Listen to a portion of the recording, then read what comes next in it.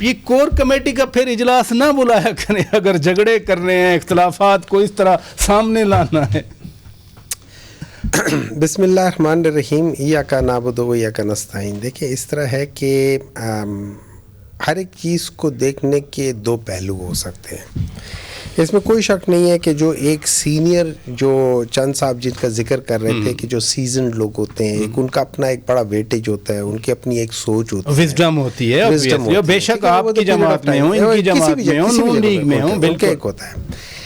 Young لوگوں کا اپنا ایک وہ ہوتا ہے, ان کے اندر پیشن ہوتا ہے, ان کے اندر ایموشنز ہوتے ہیں, ان کے اندر چیزیں کرنے کے لیے ہوتی ہیں, اور ان کے آگے ہرڈلز ہوتے ہیں. تو وہ بعض دفعہ اس ہرڈلز کی وجہ سے ذرا کیا کہہ سکتے ہیں, ذرا ایموشنلی زیادہ چارج ہو جاتے ہیں. تو آپ نے ہر چیز کو دیکھنا ہے, اس کا اپنا اس خون کا اپنا ایک فائدہ ہے, اس خون کا اپنا کر گزرنے کو کچھ کرتا ہے. اور یہ یاد رکھیں کہ جو آپ یہ فرما رہے ہیں کہ یہ اچھا ہے, لڑے بھیڑے ہاتھا پائی تک نوبت آتی ہے. دیکھیں ہاتھا پائی, دیکھیں اس طرح ہے کہ بعض دفعہ بعض چیزوں میں زیادہ گرمی ہو جاتی ہے. میرا نہیں خیال کوئی ہاتھا پائی تھی, بس صرف یہ کہتا کہ تم آ جاؤ تو میں یہ دیکھ لوں گا, وہ آ جاؤ, وہ ہر جگہ ہو جاتا ہے. وہ چھوٹی موٹی چیزیں ہو جاتی ہے, یہ کہنے کی حد تک ہوتی ہے, ویسا نہیں ہوتی. لیکن جنرلی اسپیکنگ جو اصل مسئلہ ہے نا, اور جس کی وجہ سے یہ ایک تو خیر ایون جب عمران خان صاحب تھے نا تب بھی یہ چیزیں ہوتی تھی, اتنی وہ کنٹرول کر لیتے تھے. میں نے ایک ایگزامپل دی نا. ٹھیک ہے, ابھی یہ ہے کہ چونکہ عمران خان نہیں ہے تو وہاں پہ آپ یہ سمجھ لیں کہ جیسے اب گھر کا کوئی بڑا نہ ہونا, تو وہاں پہ 3-4 بھائی جو اوپر تلے کے ہوتے ہیں,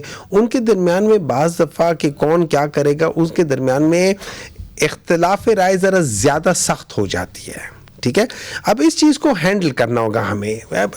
آسان کام نہیں ہے لیکن ناممکن بھی نہیں ہے. نہیں دیکھیں نا, ایک ہوتا ہے کہ چیزیں مطلب ہے ظاہر ہے. اب آپ مجھے ایک بات بتائیں نا, مجھے ایک بات بتائیں نا, جن لوگوں کو عمران خان نے ابھی چوز کیا تھا, گوہر صاحب کو ہے, گوہر صاحب کتنے تحمل کے ساتھ وہ جا رہے ہیں, لیکن ان کی کوئی سنتا نہیں ہے. یہی تو رونا ہے پارٹی کے اندر. سن لے دیکھیں یہ آہستہ آہستہ یہ ٹربل شوٹنگ ہوتی رہے گی. لیکن میرے خیال میں اگلے 3-4-6 مہینے میں خان صاحب ویسے بھی باہر آ جائیں گے, چیزیں ایک دم سیٹل ہو جائیں گی. تو اس کی کوئی مجھے اس کی کوئی فکر نہیں ہے. چھوٹا موٹا ہی ہے. کہہ رہے ہیں کہ 6-4 مہینے میں باہر آ. دیکھیں میں اس لحاظ سے کہہ رہا ہوں کہ میری نظر میں جو کیسز ہیں ان کے اندر جو میرٹ کی بات ہے, جس طریقے سے جن ججوں نے جو ڈیسیژنز لیے ہیں اور جو ہم کورٹ میں سن رہے ہیں, جو ہم کورٹ میں دیکھ رہے ہیں, مطلب آپ دیکھیں وہ کہتے ہیں کہ اگر سائفر کے اوپر ہے اور سائفر پورے کیس میں اس کا اٹیچ نہیں کیا, اس کو ذکر ہی نہیں ہے کہ وہ کیا کہتا ہے.